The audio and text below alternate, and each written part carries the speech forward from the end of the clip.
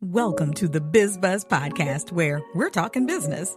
This is a SCORE podcast and go-to resource for entrepreneurs and businesses at every stage, from dreamers and startups to seasoned pros and Fortune 500s. If you're launching, growing, or just thinking about your next big idea, you're in the right place. Each episode, we bring you expert insights, practical tools, and the inspiration you need to take your business to the next level. This is the Biz Buzz, brought to you by the Greater Milwaukee Chamber of Commerce and powered by SCORE Southeast Wisconsin. Now here's your host and SCORE mentor, Jim Rossetti. Okay, once again, we are talking from the Biz Buzz here, and I hope you folks been enjoying these episodes as much as I'm enjoying doing them and talking to some of these the guests. And if you've been listening, you know that people that we've been highlighting on these podcasts so far have been SCORE mentors and the people that actually you'll be dealing with if you come to SCORE as a client looking for help in your business, or if you are interested in maybe becoming yourself a SCORE mentor. You'll find out a little bit more about SCORE through some of the stories and some of the information our guests have been telling us. And today is no different than that. My guest today is Michael Komisky, and he is a SCORE mentor. Michael, welcome to the Biz Buzz. Thanks, Jim. Good to be here. Yeah, Michael, you've been, you said about a year you've been a SCORE mentor. Yeah, almost exactly a year. Kind of late summer in 2024. I got started. Okay. Have you had, and you've had some clients that you've been mentoring so far since you've Oh yeah, been born? Yeah. oh yeah, quite a few. I mean, probably a good 20. In some cases, I've of course, they're signed directly to me. In other Yeah. cases, I've been fortunate to be asked by a co-mentor, by one of our colleagues, to kind of jump in on a client that they feel like my background and ideas might help, and that's been fun too. Oh, yeah. Co-mentoring as well as, that's great. Yeah. And let me have you talk a little bit about your background upon being a SCORE mentor. You are recently retired, from what I understand. Few And, years, yeah, and what, yeah. So pri- so I my career is kind of in two halves. I finished the last 18 years or so as a high school and middle school math teacher, and then a high school principal, or sorry, a middle school principal. And and the first half of my career was in tech and business. So I have a unique mix. But when I got to be about 40, I just was doing some teaching as a side gig, and I really enjoyed it. And I thought, why don't I just do this full time? So I made the switch away from sort of the business world into the education world. Um, but now as a SCORE mentor, I feel like I'm interested in sort of combining those two things. And in some cases, some of my mentoring has been with people who are trying to do things with schools or trying to do things with learning. Um, and in other cases, of course, it's not. It's just people who just have a business idea and they want some help. But it's been really fun as a mentor to sort of combine those different parts of my professional career into trying to help people. yeah, I can see the academia working well with mentoring, because you're mentoring students in the academia side. Now you're mentoring small business people who are students. Sure, and sure. Yeah, they're all trying to learn things. So and yeah, I have gotten to the point where like I'm teaching some skills or teaching some ideas to my clients, especially those that are on the younger side. yeah. Many in their 20s who have an idea about starting a business and so on, Well, but don't really have the background. you retired early. It looks like, yeah, because you look pretty Huh. young. I was in my early 60s. I'm in my early 60s. Okay, So all yeah. right, yeah. Yeah, my wife and I were fortunate. We made a plan way back when and kind of stuck with it. And we got to the point where we felt like, okay, are we ready? And yeah, we're ready. So let's Yeah. do it. And so we certainly we spend a lot of time enjoying life. We've been doing a lot of traveling. So and then the score mentoring kind of fits in when I'm hanging out at home. Yeah, can I get, what kind of clients have you been mentoring? No names involved, but maybe just some of the types of businesses you've had. Well, I have a young Deal. man who's working in construction that really wants to start a food truck. So I've been helping him with his Ah, plans and his ideas. And again, I don't have any food service background, but I feel like I'm able to ask him good questions. And there's lots of great resources on the SCORE website that I'm able to access and help him with. Um, there have been a couple of education related things. One is a woman who does sign language interpreting, and she's developing a business that helps people do that better. Um, Another is a software company that is trying to sell their software to schools to help students with high needs. Um, mhm. there's a local family that wants to start up a school in the area, kind of a it might be like kind of a daycare, but also with Mm. some an athletic twist to it. So again, I think in a lot of cases, the score mentor is just a good. I'm not an expert in any of those things, right? But I think the score mentor can be a good sounding board for people, and you have good experience, and you know people that you know some people in my network. I've reached out to and say, hey, can we have a 15-minute call about this client I'm working with? And so I can get smarter pretty fast by tapping into some of my network. Yeah, it's and there's no shortage of interesting business things that come before us as score mentors. I know Right. I've been doing this for about 20 plus years, and when I first started with it, I thought, well, gee, I hope I don't get bored with it. I've never gotten bored. I've Yeah, had me too.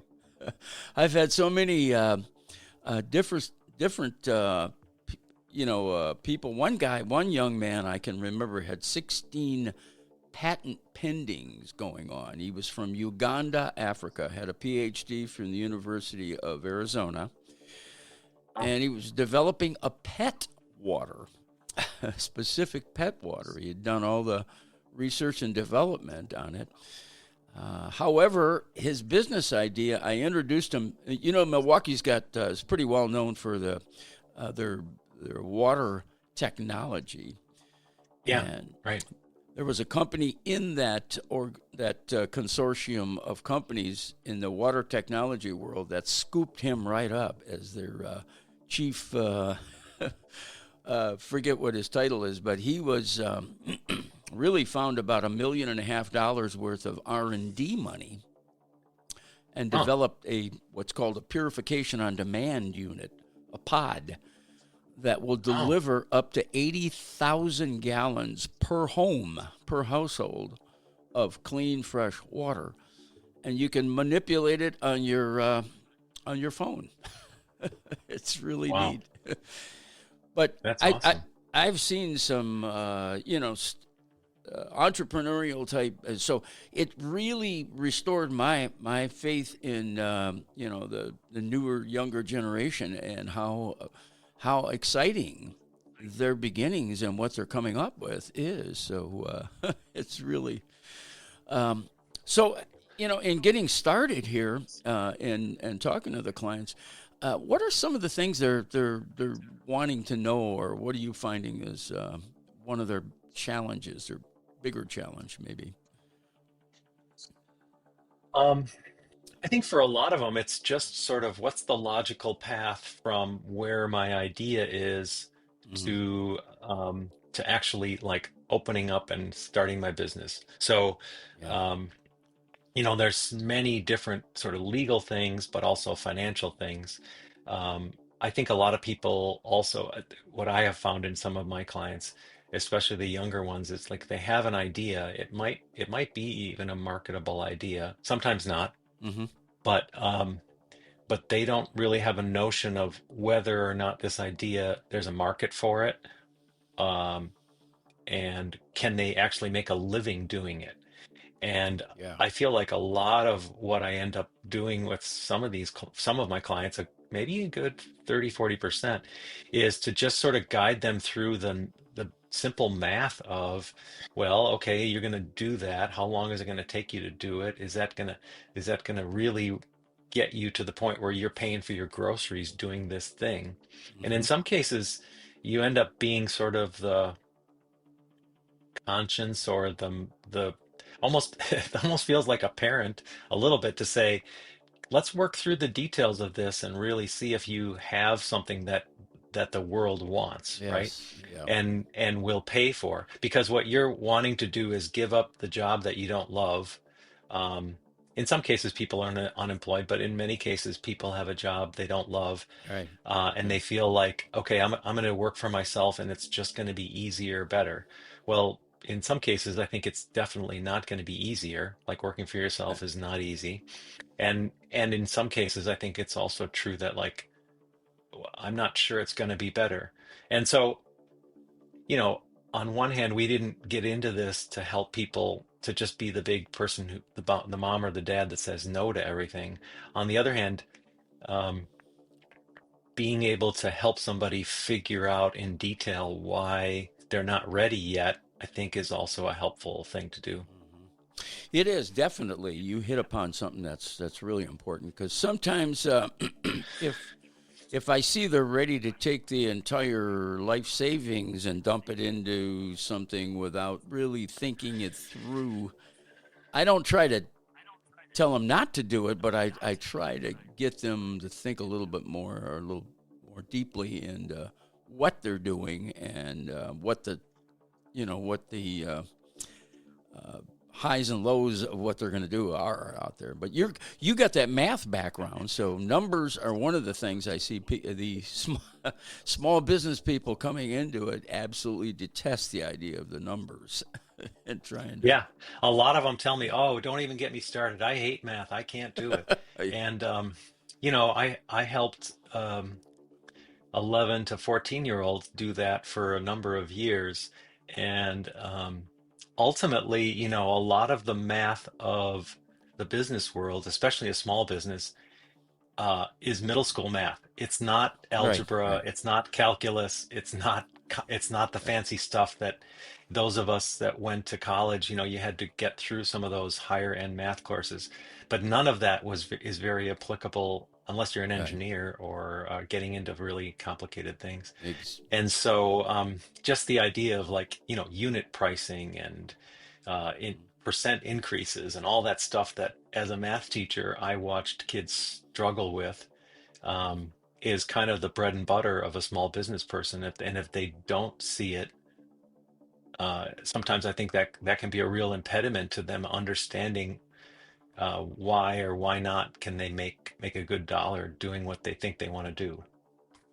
Yeah, and I hear that so often. They're not comfortable with that part of the business, and I think that's a lot of the reason why they hesitate doing a business plan, because they think they've got to lay out a whole bunch of numbers and make the numbers make sense. And in the beginning, it's all speculation. I mean, they don't have any clients yet, they don't have any business yet.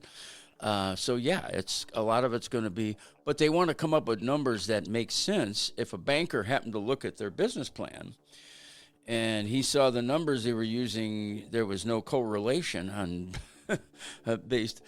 Maybe it was sounded pretty grandiose, or there was no, and they were trying to sell that plan as their reason for needing some funding.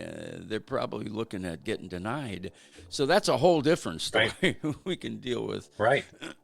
But But helping people really make that real, so that they can go to the banker and be prepared to say, well, here's why these numbers yeah, are real, or of course it's an estimate, but, right. like, here's a scenario of, say, the first 6 months of my business and so on, I think is really important. Yeah, I tell them, Mike, before you start going to banks, do a little homework first in preparation of sitting down with a banker, because that's going to be as intense of a conversation as bringing new clients on board. So Oh yeah. if the banker sees that you know a lot about what you're talking about, you can answer those questions right off the top of your head. That's pretty impressive, and it makes it easier for them to say yes to what you're asking for. One of the things I find is the biggest challenge, or one of the major challenge, is where am I going to start looking for business? Prospecting, finding clients, Yeah. getting dollars to start coming in the door. And I try to, And that's an area. Go ahead, Jim. well, I try to, get them to understand that, because they leave a job or they're ready to quit a job way too early. Sometimes they're just ready to dive in head first and think that it's going to be. I said, well, where's the dollars coming from that you're going to live on? You've got to figure out a game plan. That's where the business plan comes in. That's another thing they don't like to do is a business plan. That seems to be a toughie because they think it's got to be this huge, thick, chock full of information. I said, no, let's start Yeah. with one page. Yeah. And I have a one-page business plan. I said, I'm going to send this over to you in the beginning.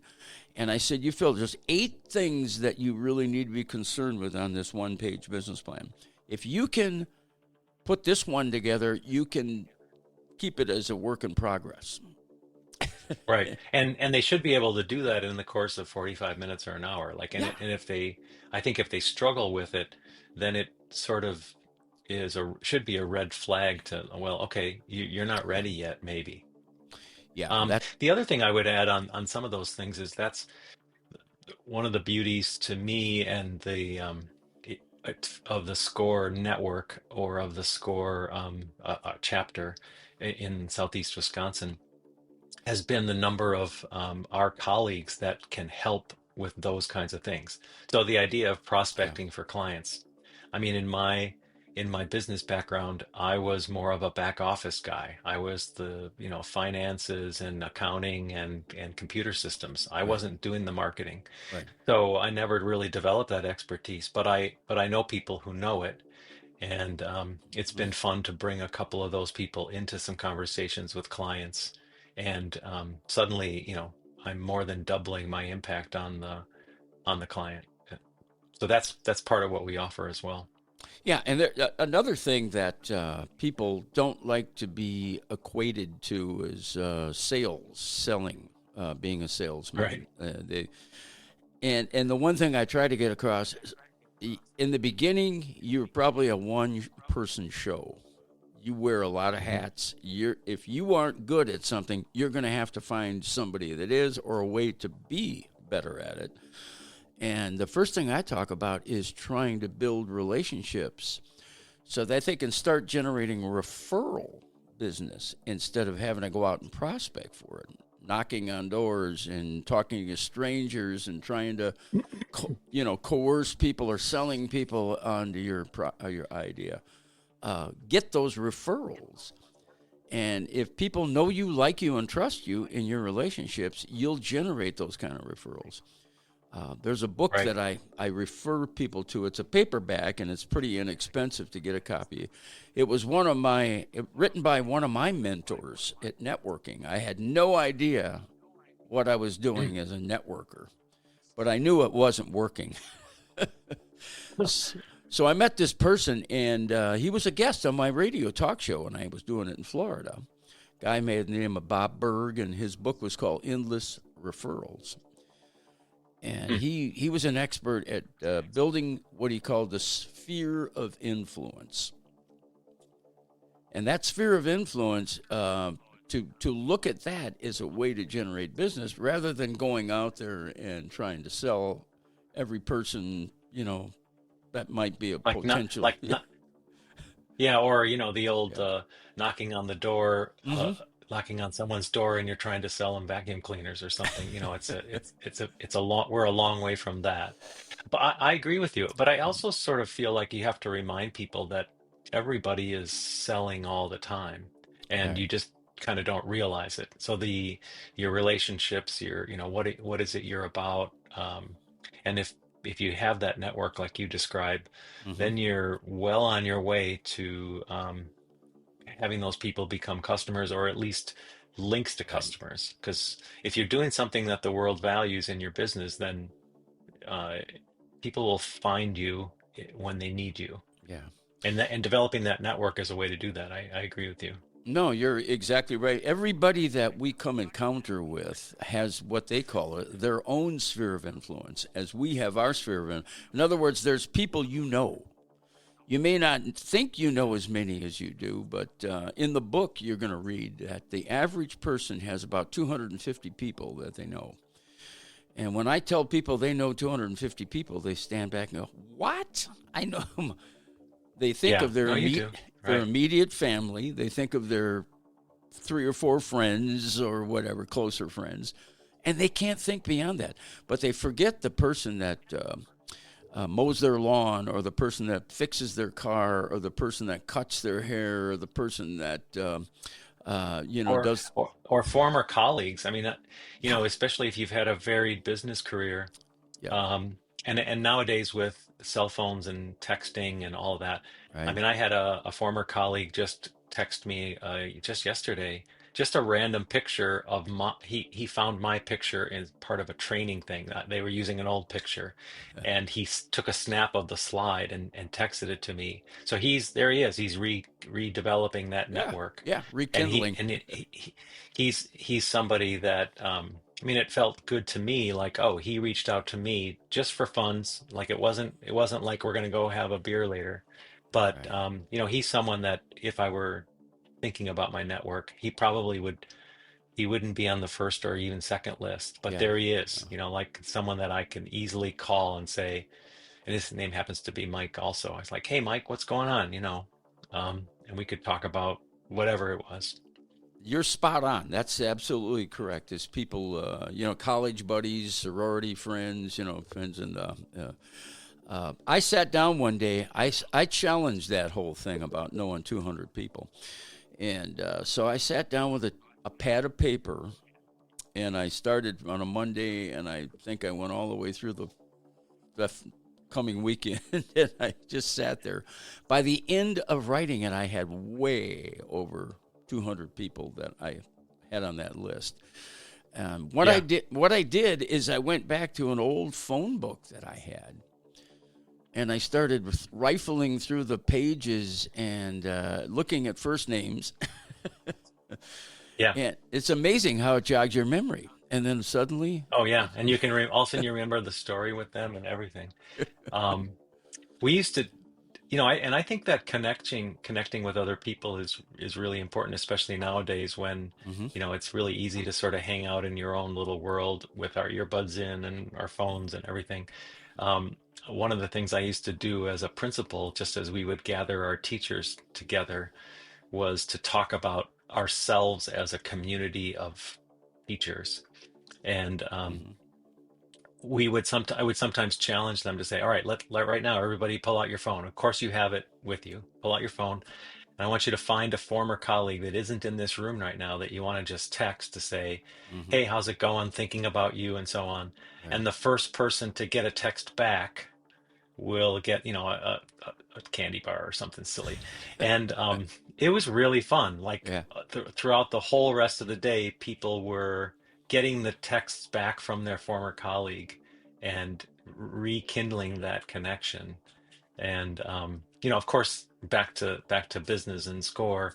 yeah. Maybe those people become prospects or business partners, but in the end, I think life is just really about connecting with other people and helping them, or just bringing them a little joy. So if Yeah. it's nothing more than that, then that's fine too. It is you are spot on. That's rekindling those relationships that probably that maybe there's been no nothing back and forth. Even sure tell relatives that you haven't talked to for a long time. Oh, Uh, sure. Yeah. Bringing them up to speed of what you're doing nowadays, but if you're out there really talking about me, and what can I get out of our relationship, it's probably the wrong way to approach it. And that's what I was doing. I was running around with a bunch of business cards, shoving it in anybody's face that would take them, and tell them, hey, if you got friends that need a whatchamacallit or whatchamahoozy to have them give me a call. I'll cut them a deal type thing. That made me look like a sharp hustler instead of a networking partner. But Yeah. I learned how I was really the antithesis of doing it right. And so over the years, I've learned so many things, and that's what I try to share with these SCORE clients. And you've just hit upon that beautifully. You know, there's so many places that you can start out making other people aware of what you're doing now. And we do Yeah. have the social platforms are one avenue of doing it, but you don't want to come across like you're soliciting in the way you're approaching it. Right. Right. That turns people Right. off. Yeah, that can do more harm than good. So anyway, that was one of my biggest things is helping people not to feel that they were not getting anywhere. I said, let's work on a marketing strategy. But the thing about the strategy is you got to give it a chance to work, and you've got to stay with it. The word is consistency. If you can't stay consistent, at least I give 90 days is way to launch any. And then it doesn't mean that you have to change it or abandon it. You may have to adjust it slightly, a little bit of tweaking, and then that tweak may actually turn the spigot on. It may be the Right. thing. Yeah. Right. And it's developing. I mean, one of my early clients is a woman who runs an insurance and investment firm, and Mm-hmm. she was just looking for someone to help her get a bit more organized. But ultimately, she didn't need me that much, and at this point, we don't talk that frequently. Yeah. But I've been really impressed by the habits that she's developed. Mm-hmm. So she'll say, like, I need to do this 8 times a day, and I need to do this 3 times a day, and I need Right. to do this 12 times a week, and so on. And I've just been super impressed by, I mean, what sounds like a really regimented kind of boring way of, I don't know, not boring, but like very numbers driven. Mm-hmm. But what she's done is to really develop the kind of habits that it just becomes like, this is Yeah. just how I operate now. And then oh, by the way, it happens to bring me clients. It happens to be very successful. But for the most part, she doesn't think of it as like knocking on doors or prospecting. Right. She just thinks of it as like, I'm just connecting with people. Yeah, and that's exactly the right way to go. She adapted a mindset that Yeah. a very positive mindset, and that's the kind of thing that I try to.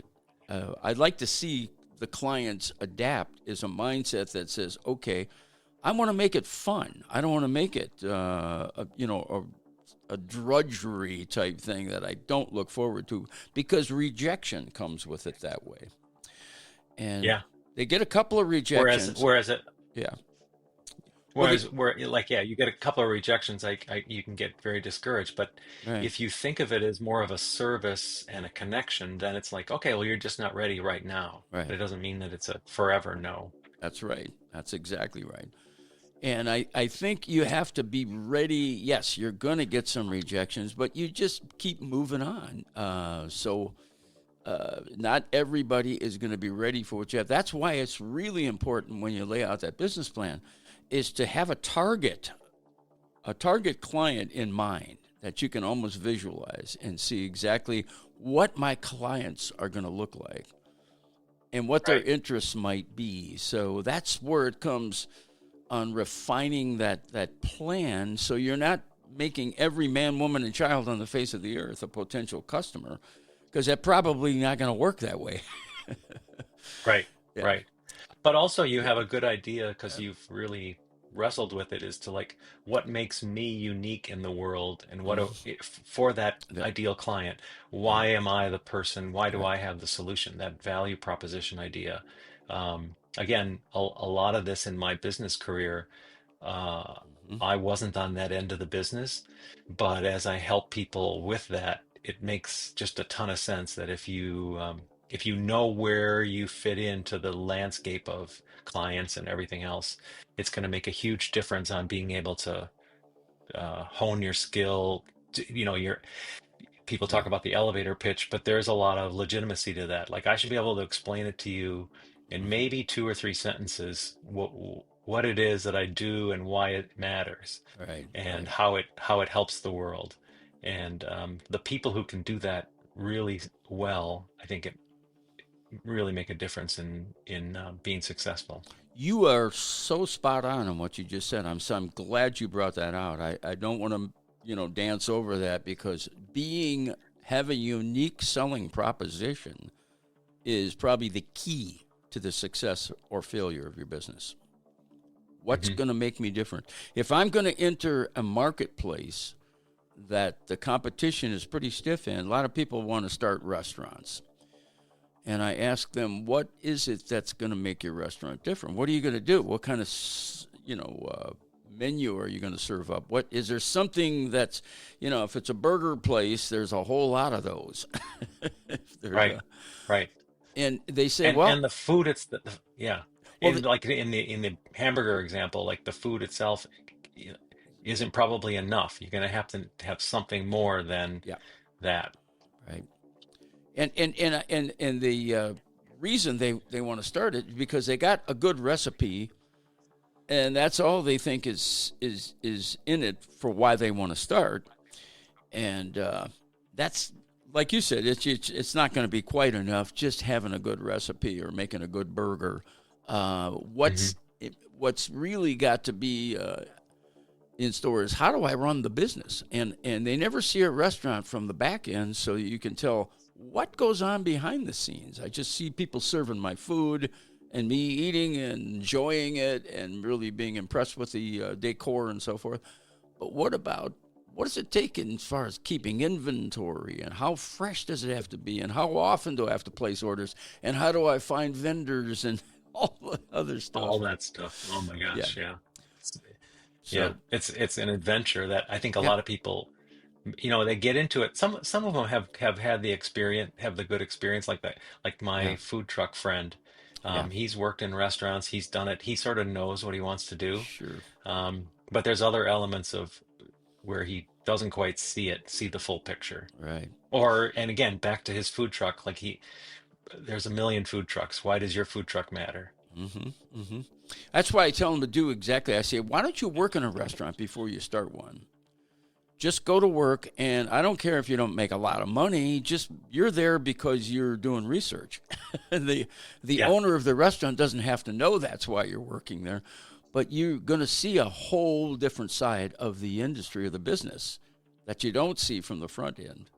So, yeah, yeah. and a few of them have taken my advice, not all, but Well, and then, obviously a lot of them go do that, and then they realize, oh, this isn't for me mm-hmm, at all. right. Like, it's kind of a messy place. I go home stinky. It's a lot of work. Yeah. I'm not sure there's even much money in it.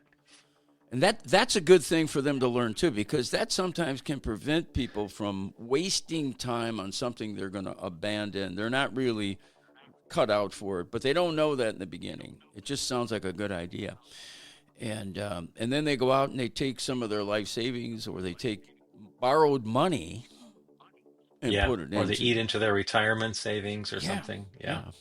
So if you can avoid them from making those pitfalls, your chances of success are so much better, and they've really thought it through thoroughly. And then it's easier to do. What do we say are the startup investors for a business? Friends, family, and fools, right? But That one I haven't heard, but yeah, you're probably right.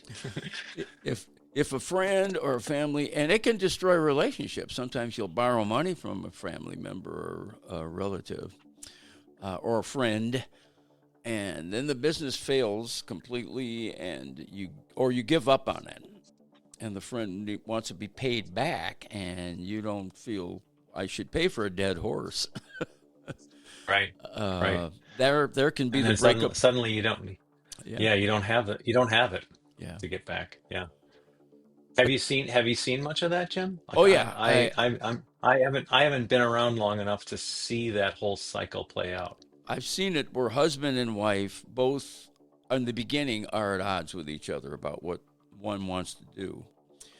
And I try to work through that issue, because if you've got a spouse that's not supportive with what you're going to do, and you're going to go out and put That's tough. Yeah, exactly. And every day you're going to have to come home to somebody that's nagging you about the decision you made. They're not supportive. It pulls at you. Why go against and create a hurdle that doesn't need to be there? So when I hear that both spouses are on board with the idea, I love to hear that.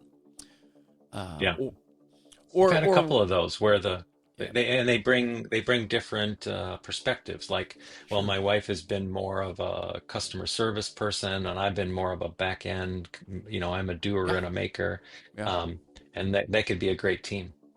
Yeah, and if they're going to start a business where one will be on the front of the business, maybe in meeting the customers and dealing, and the other one's going to be behind the scenes doing maybe some administrative work, and you can stay out of each other's way as you perform your Yeah. functions. It can work nicely that way, harmoniously. But Hmm. family businesses is a whole different world. They can turn out some ugly squabbles and some power plays and so forth. And so those are things that, as SCORE mentors, we deal with all phases of what goes into starting that business of being successful. And I think you've adapted that very well. You've got a real good insight into a lot of those things. Um, I think Well, I you're feel like, but I, you know what, one of the interesting things for me, and part of why I got into it is um, I had read a couple of articles about how some people, especially in their 20s, are just sort of lost financially, and yeah. don't really understand, like, how do I create a successful career for myself. So Hmm. I did some searching for volunteer opportunities that would help that kind of a person, and that's how I found SCORE, Hmm. just on a volunteer website. Um, and what I feel like I have found is that as I approach a lot of mentoring relationships, I don't have the expertise to say, like, oh, you've come right just to the right place, because my background is perfectly fit to the thing that you think you want to do. Right. In 85%, 90% of the time, that's not true. Mhm. So you get that request from someone and you think, like, well, I don't know the first thing about this idea. But at the same time, I find that, well, first of all, with with the internet and particularly AI tools, you can get you can learn a lot really quickly Oh, to be yeah, the right kind of sounding board for a client. yeah. And in a lot of cases, I think people haven't thought through their idea all that much as they say, like, I've got a real passion for this thing. Hmm. When you start asking them just sort of basic questions about, like, well, have you thought about this? What about that? What about the risk of this? Or aren't you relying too much on about that? And people recognize that, like, oh, that you're right. That makes a lot of sense.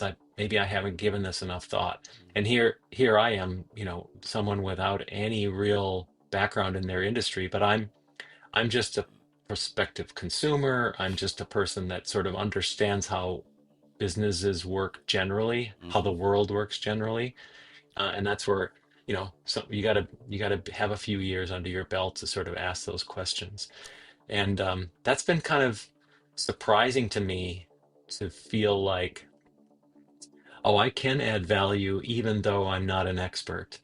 Um, and I feel like a lot of people suffer from a lot of very successful people suffer from, like, the imposter syndrome, where you think, like, well, I don't really know what I'm doing, and someday they're going to find out that, like, the world is going to find out that I really don't know what I'm doing. And in reality, if, as long as you bring a curiosity and an inquisitive mind, and the Hmm. ability and the interest and the ability to learn, there isn't anybody you can't help.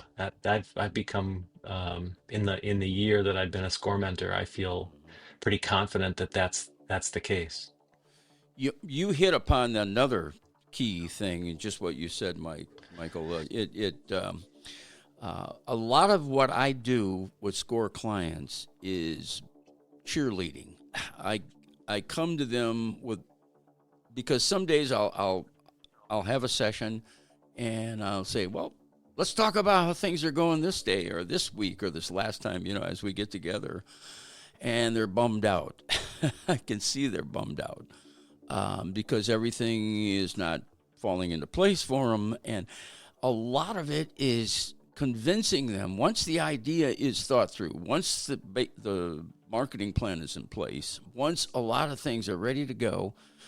The biggest thing I wind up doing is giving them inspiration. Just keep talking about, and Yeah. I like to Yeah. come to the session with something inspirational, and that makes me feel so good because by the end of our session, their whole attitude is turned around from the way we started the session. And That's awesome. I love that.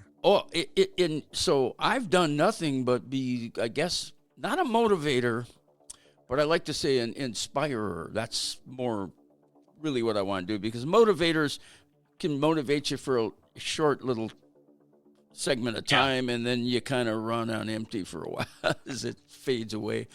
But I like to give them that inspiration that you've got the talent, we've thought it through. You've got that. I got one client that's a voiceover artist down in Atlanta. I've been working with her for about a year now, and we're just starting to make some headway. And I've had to talk her so many times into not giving up on the idea. She's so talented, and she's so good. In fact, she's doing the intros for our podcast that we're doing right now, and the Oh, cool. outros she's doing. She's got such a beautiful voice, and she's so good. I said, would you take on this Biz Buzz? Oh, she said, I'd love to. What an opportunity. So Yeah, that's great. it's, I think of it also like what you're describing as inspiration. yeah. I think in some cases you're just holding up a mirror to them to say Hmm. like, wait, I guess I feel like I have to remind you of what it is that you're bringing to this Right. and why it matters. Like, take a look in the mirror. You know you have it. You know Yeah. you can do it. So yeah, Yeah. I agree that that's good stuff. And if you've had one bad day, you don't, probably maybe several bad days, but that doesn't mean that it's always going to be that way. That's a lot of what you have to. And anybody that's ever achieved anything in business, and I point to some of the people like iconic entrepreneurs. Look at Walt Disney's son. He filed bankruptcy 3 times before he actually was able to Right. get a bank to buy into his mouse idea. Right. Yeah. He's not the only one. If you look and study some of the backgrounds of entrepreneurs over the years, Colonel Harlan Sanders, if you read what he went through to get his chicken recipe out there and become the founder of Yeah. KFC, it 1,500 rejections, no's. He had to sleep in his car. He had to get on the road and knock on restaurant doors and get him to and pitch his chicken recipe. Yeah. And some of them Crazy. would tug at his little beard and say, "Get the heck out of here." It was, but Yeah. Funny. so that's what we become. I think as mentors, along with educators. Yeah, we are people that inspire perseverance to keep going, even when it gets tough. Even when you think nobody's listening or nobody cares, I care, and I can see the talent, and I can see it Yeah. from the And outside. Yeah. the other thing that um, I have asked, and I'm sure you do this too, where especially early on, maybe you're in the second or third session and you feel like, and I will ask at the end, like, okay, Sure. well, we gotta here's the next steps and so on. Now, do you feel like this is helping you to have these conversations with me? Yeah. And Yeah. people really have always said, "Oh yeah, it's really good to help me think about it, and you're Hmm. asking good questions, and I know I don't know and everything." But even I was talking about the person who's running this financial services firm. She's very successful, Hmm. and I feel like, well, what am I doing? How am I really even helping her? Because she's got it Right. going on. She does a really good job marketing and so on. Hmm. And whereas there was a time there where we were meeting every couple of weeks. Now we meet maybe every 2 or 3 months. Okay. And I'll Yeah. say, is it helpful for us to get together? And she said, yeah, it is really helpful. In one sense, I know I have to meet with you. You and Hmm. I have made some commitments that I'm going to do. Right. You've helped me kind of come up with a 3-month plan, and I know I'm going to meet with you again in early November, Hmm. and you're going to ask me like, how did I do on item A and item B and item C, and I know that you're going to, you're not like going to scold me. You're not my boss, but Hmm. you're there as sort of a conscience for me and my business, and Yeah. that was really heartening for me to hear that there's even if I'm not necessarily telling her what to do or helping her to decide what to do. She Hmm. pretty much knows what to do. I'm just there as an accountability mechanism for her. And if that's all it is, okay, great. I mean, and it's fun to catch up with her and celebrate her success. But it's been interesting to sort of be a part of that. Michael, I've got to admit one of the thing I get out of mentoring is I get as much out of the session as the client that I'm mentoring with. Just listening to them and hearing them open up to me a little bit and tell me, you know, uh, and when they tell me that Jim, you've brought a fresh set of eyes, and that's what you're doing, Michael. You're bringing a fresh set of eyes. You're not being biased or judgmental on what they're doing, but you're being Right. open and honest and critiquing constructively. Yep. A lot of the people they're going to deal with when they're starting is their mom or their aunt Nellie or whoever it is, Uncle George, and they're going to say, go get a real job. Why waste your time on that? That's foolish. You can't never ever make it Or in that. they might get the other extreme to say like, "Oh, honey, I'm sure it's going to be awesome." Where they're not getting enough criticism. Right, Where just like mom thinks that everything you might do is going to be awesome, right, and yeah, we don't provide either of those services. right. Like where we're going to give them happy talk or just be constantly criticizing. I feel That's we have to, re- yeah, That's exactly what mentoring is. I really did an in depth look at what the mentors what do they bring to the table, and that's sometimes more than the education or their background or anything else. They're bringing that fresh set of eyes. They're looking at it construct, and they're going to be truthful with me. They're not going to tell me yep, what I want to hear. They're going to tell me what I right, should hear, and they're using some.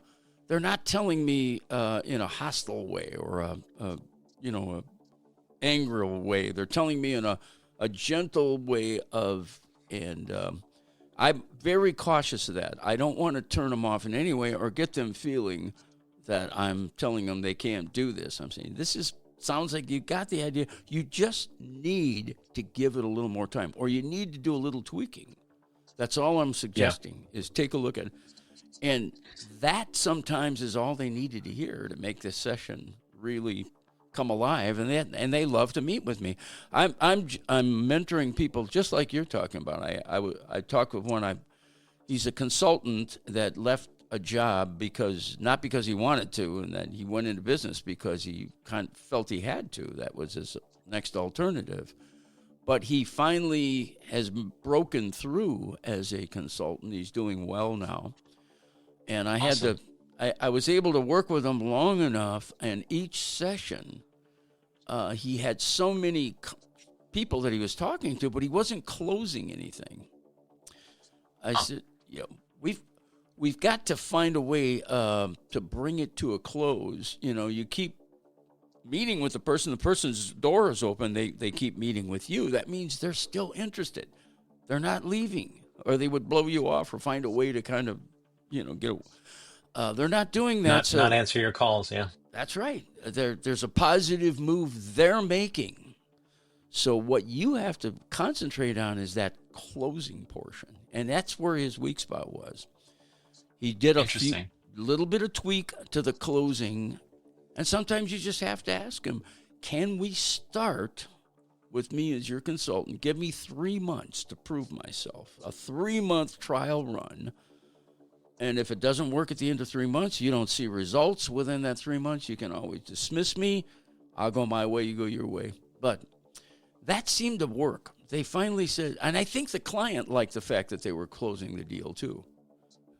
The, Yeah, because then you Yeah, you start to solidify like what is this anyway? Are we right, just going to chit right, chat, or are we really going to do something right. that's going to help my business? I agree. And that's The what the they were the doing, just chit chatting. yeah, I've been a salesperson in my life, and I learned early on that if you don't ask for a close, the client may never offer to close it.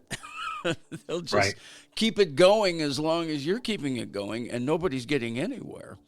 And I don't right. need extra conversations throughout the course of the day. So I started asking, but I learned how not to pushy ask. I learned how not to browbeat them or force them into it.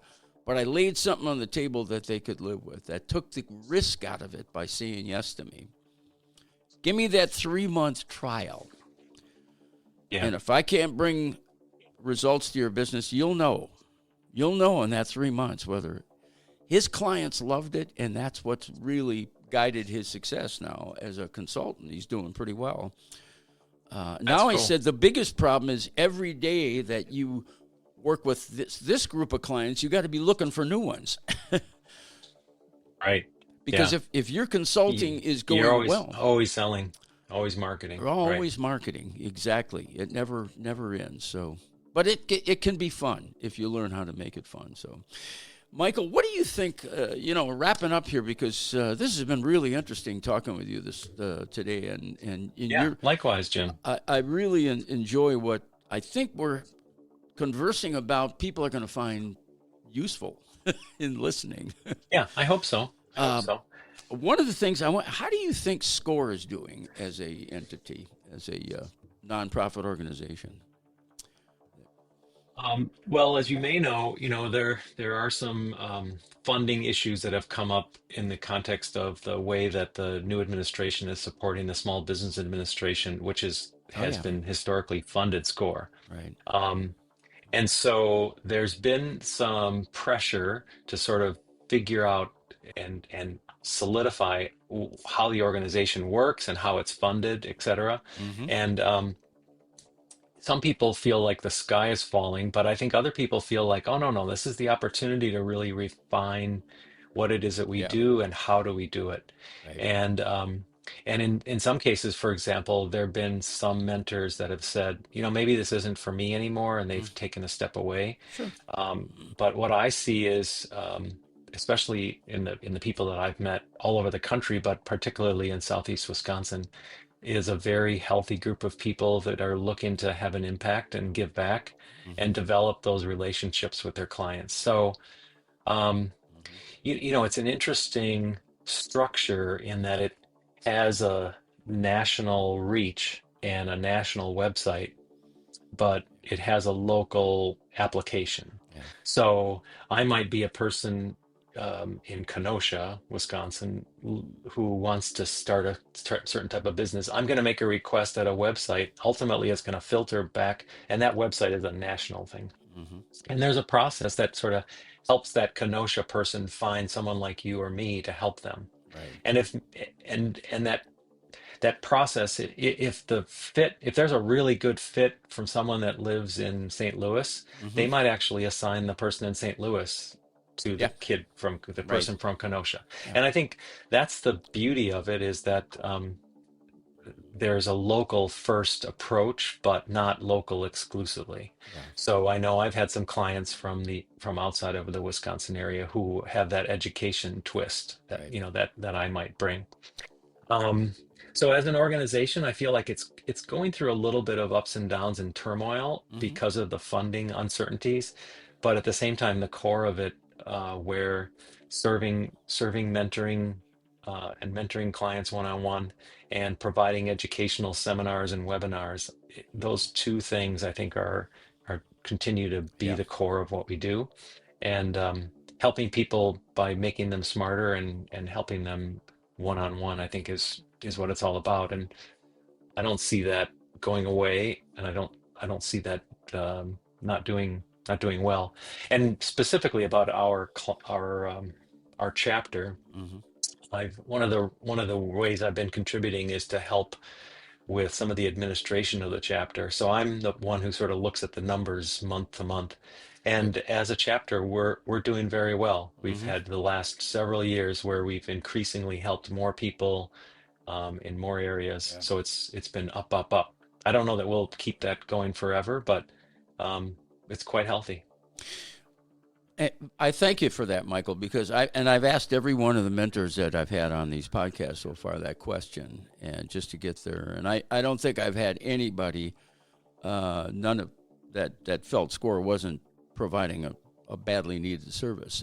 But just like what you said, we're having to reinvent ourselves slightly as an organization. And that's a good thing, because you can get stale if same old, same old. We've got some new people at the top with SCORE that I'm very impressed with. I see such great people coming on board. That's why I'm sticking with SCORE. People like yourself, and so far everybody I have interviewed on these podcasts, I have found out more about, and I've been so impressed with the talent that we've got, that I'm loving Agreed. showcasing. Well, thanks. Just a short thing Thanks before for saying so. before I got in with SCORE, I was down in Florida for many years. I got involved with the Small Business Development Center down there at Florida Atlantic University. And that was the first, and that's where I launched my radio shows with that organization. But while I was there, they were always in jeopardy of losing their funding. They were actually paid directly by they were part of the SBA. They were also part of the university system and the state system. And so they really had three bosses to answer to.